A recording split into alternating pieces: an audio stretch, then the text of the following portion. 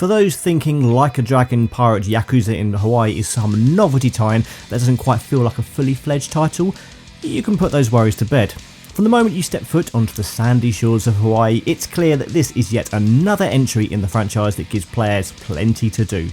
Not only does it continue the story of infinite wealth, it gives you the opportunity to delve into the mind of RGG icon Goro Majima by exploring the character in new and exciting ways. Buckle up, folks. After waking up with no memory of who you are, you're found on the beach by a young boy called Noah and his cat that is definitely not a tiger, called Goro.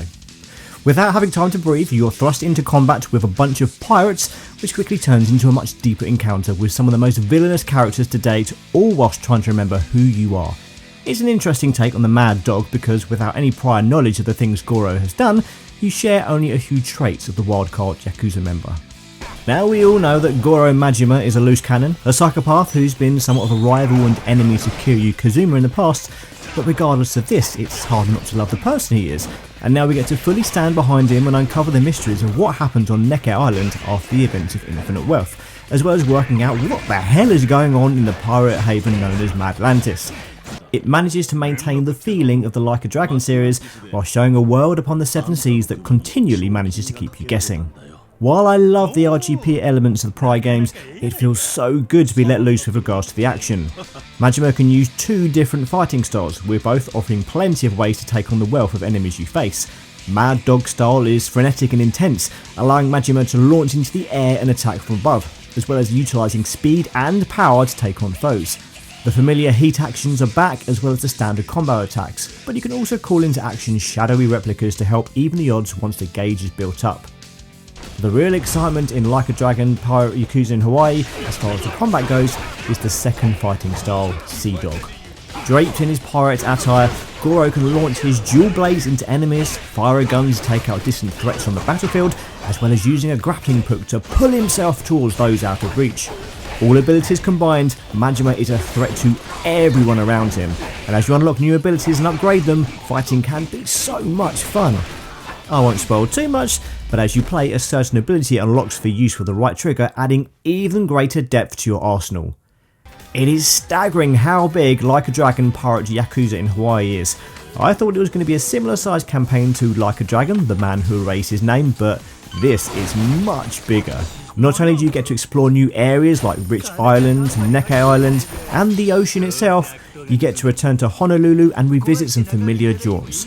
It felt so good to be back in Hawaii, riding around on my Segway and revisiting the Anaconda shopping centre, as well as spending cash in the multitude of shops and restaurants. There's also a ton of activities to take part in, such as returning Crazy Eats. There's karaoke, pool, UFO machines and more, giving you plenty of things to do in your spare time. Back on Rich Island, you have an animal shelter where you can send a bunch of different animals you find in Honolulu, such as chickens and monkeys, and by feeding them you can gain new items. Cooking is another activity that gives the option to create useful meals via a fun minigame, and there's a new photo rally for Aloe Happy to participate in.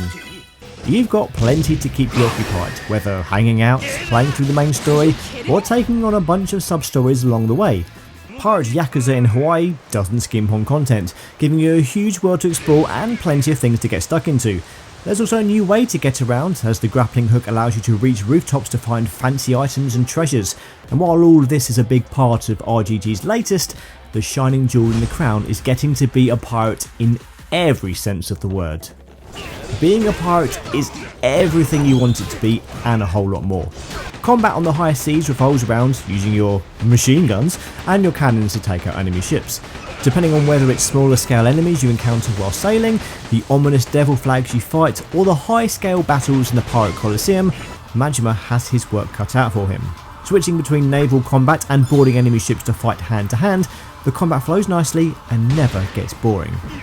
You can upgrade your ship, increase your crew size and find new members for the Goro Pirates, and you can cheer them up with presents if the morale is low.